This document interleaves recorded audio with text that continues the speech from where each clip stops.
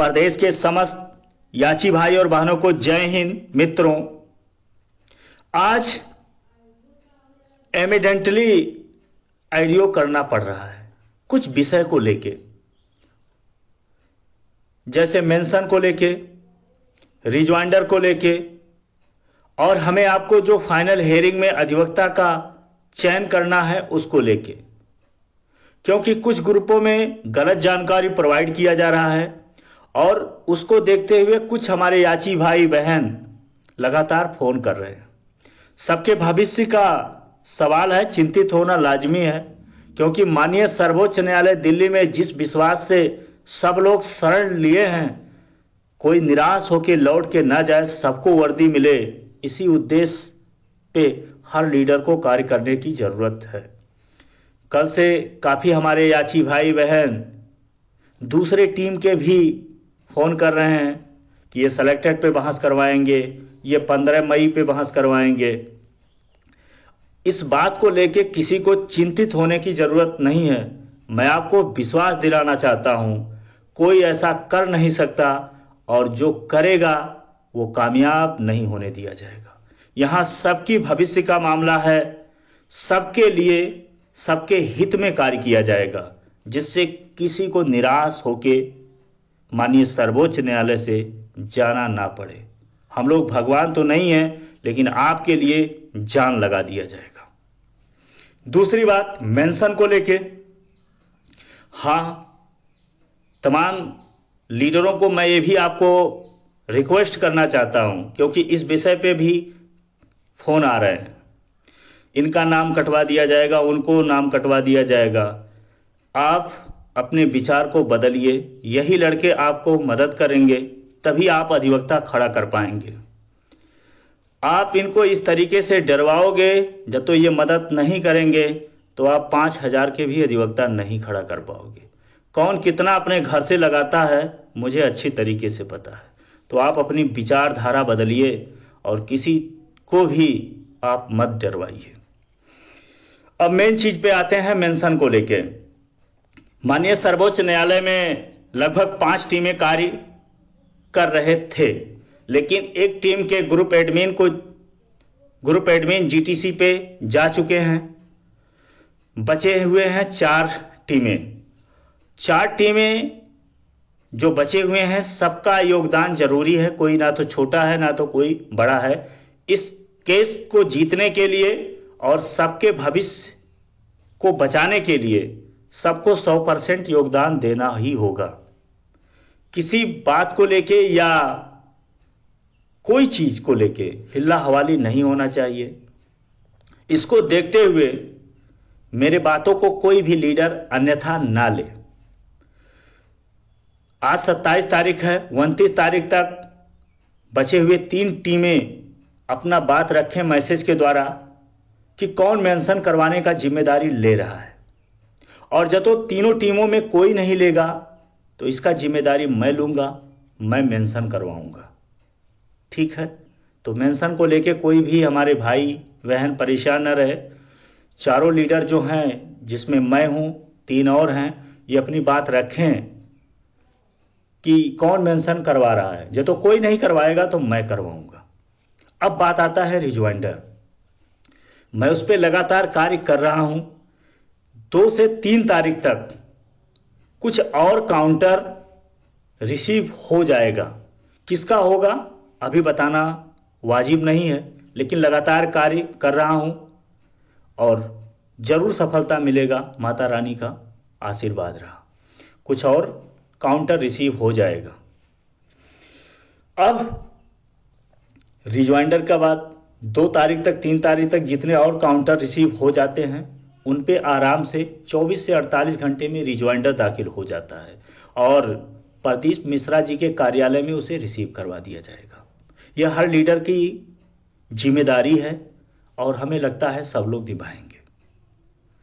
रिजवाइंडर लगाना जरूरी भी है और एक बेहतर रिजवाइंडर लगाना जरूरी है, जिससे हम केस जीत सके और सकारात्मक रिजल्ट आ सके, सबका भविष्य उज्जवल हो सके। जितने भी प्रदेश के हमारे याची भाई बहन हैं, कोई निराश होकर लौट के ना जाए।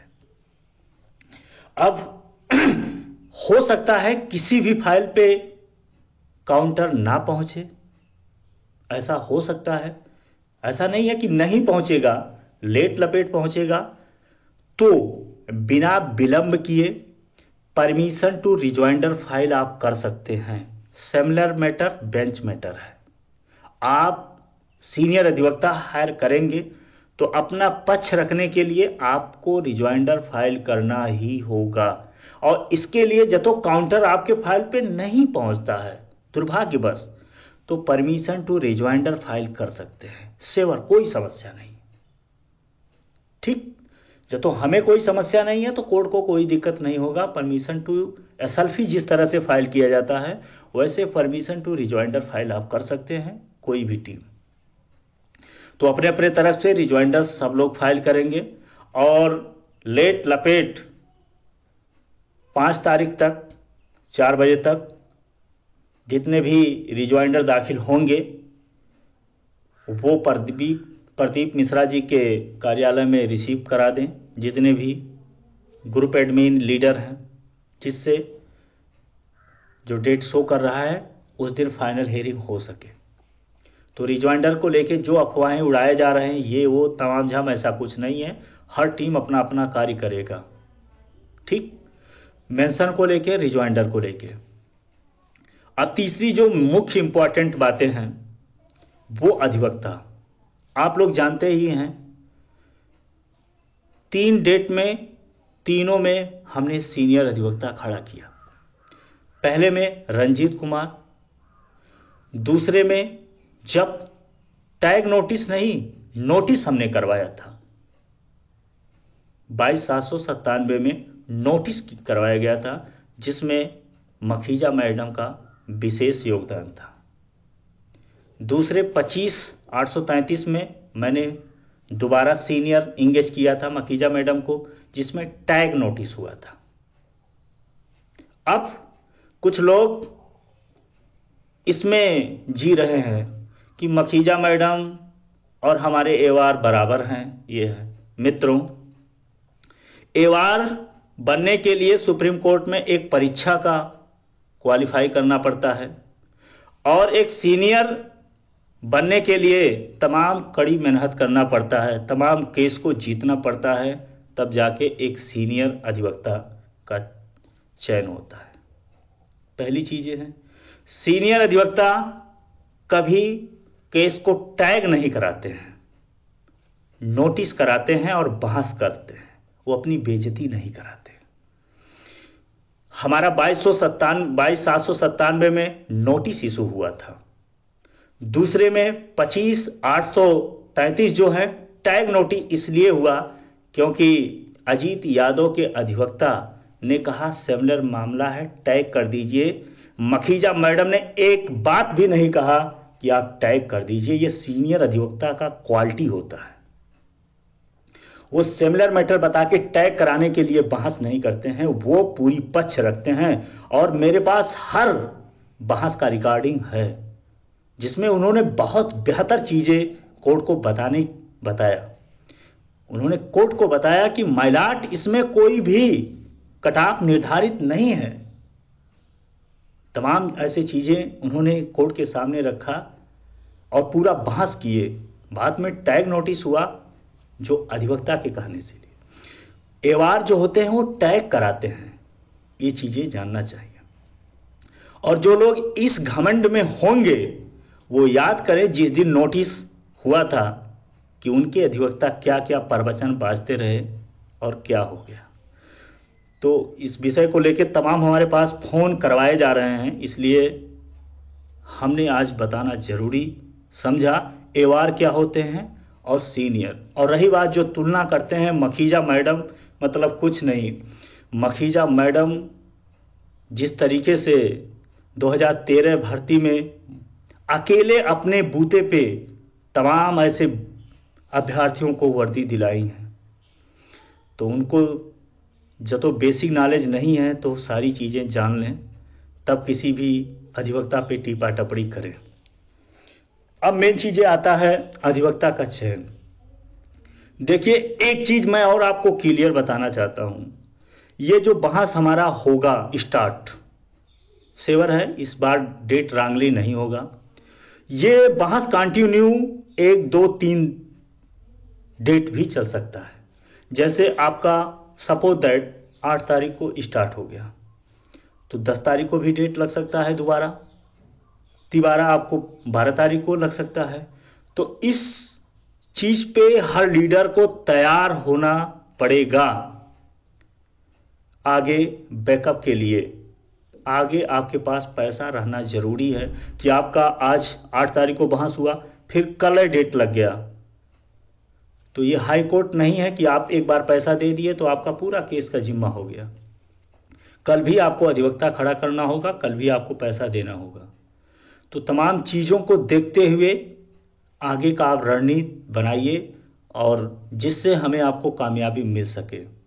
यहाँ तो ना तो कोई छोटा है ना तो बड़ा है, ये 1 महीने का सवाल है। यहाँ कोई नेता बनने का सर्टिफिकेट नहीं लेना है, सबको वर्दी लेना है। कोई कहीं जीटीसी करेगा, कोई कहीं करेगा, कोई कहीं पुलिस लाइन में रहेगा, कोई कहीं छावनी में रहेगा। तो ये सारी चीजें वाद विवाद भूल के सबको अपना योगदान देने की जरूरत है और हमें अटल विश्वास है कि हम लोग जीतेंगे, इसमें दो राय नहीं है और नो डाउट। जिस तरीके से हम लोगों के पास डॉक्यूमेंट है और अभी भी लगातार जुटाया जा रहा है, एक बेहतर रिजॉइंडर हम लोग फाइल करके और बेहतर तरीके से हम अपने एवार को सारी समस्या को बताते हुए सीनियर अधिवक्ता को इंगेज करके अपना पक्ष जतो रखवाने में कामयाब हुए तो 100% हमें आपको जीत मिलेगा और सकारात्मक रिजल्ट मिलेगा, जिससे सबको भविष्य उज्जवल होगा। अब रही बात सीनियर हमारे द्वारा इंगेज, मैंने आपको कई बार बता दिया है कि मैं केस में लापरवाही नहीं करूंगा और मेरे लिए रंजीत कुमार मुकुल रोहतगी से नीचे कोई अधिवक्ता नहीं है। हाँ, मखीजा मैडम को इसलिए मैं कहता हूं क्योंकि मखीजा मैडम पुलिस विभाग के लिए एक जानकार हैं और बीच में वो सपोर्ट कर सकती हैं जतो कहीं बीच में आवश्यकता पड़ा। इस भर्ती में 1,50,000 1.5 लाख कोई बड़ी भारी मानक नहीं है, तो उनका रहना अति आवश्यक है और एक बेहतर अधिवक्ता हैं, मैं पूर्ण विश्वास के साथ कह सकता हूं। बाकी कौन क्या सोचता है इससे हमें कोई मतलब नहीं है। तो अधिवक्ता को लेके 1 तारीख को आपको कंफर्म बता दिया जाएगा। अभी फिलहाल काउंटर और रिजॉइंडर पे कार्य चल रहा है, जो भी एडिशनल डॉक्यूमेंट है सब कलेक्ट किया जा रहा है, तो कोई भाई परेशान ना रहे। बाकी ये दुनिया है, तमाम प्रकार के अफवाह पैदा करने वाले हैं महानुभाव, तो इससे कोई घबराने की जरूरत नहीं है, भविष्य का मामला है। और सबसे मैं आपको बता दूं, ये मेरे मान सम्मान की लड़ाई है और इस पे जरा सा भी कंप्रोमाइज नहीं करूंगा। जो भी बात होगा, पहली बात तो आपकी जानकारी में होगा, आपको बता के किया जाएगा, कहीं भी लापरवाही नहीं किया जाएगा, मैं आपको विश्वास दिलाना चाहता हूं। जो भी भाई मुझसे जुड़े हुए हैं किसी के साथ गलत नहीं होगा। हाँ, लास्ट में जो अभ्यर्थियों को अभी आईए तैयार हो गया है, सारी चीजें कंप्लीट है, लेकिन उसको सही समय पे दाखिल किया जाएगा। जिस दिन हमारा आपका डेट रहे उसी में जाके कनेक्ट हो जाए मेंशन, जिससे कोई छूटे ना। तो ये सिर्फ एक रणनीतिक तौर पे कार्य किया जाएगा और किया जा रहा है, किसी के साथ गलत नहीं होगा। तो कोई भी भाई परेशान ना रहे, अगला आइडियो आपको जल्द प्रोवाइड किया जाएगा, आगे की जानकारी दिया जाएगा।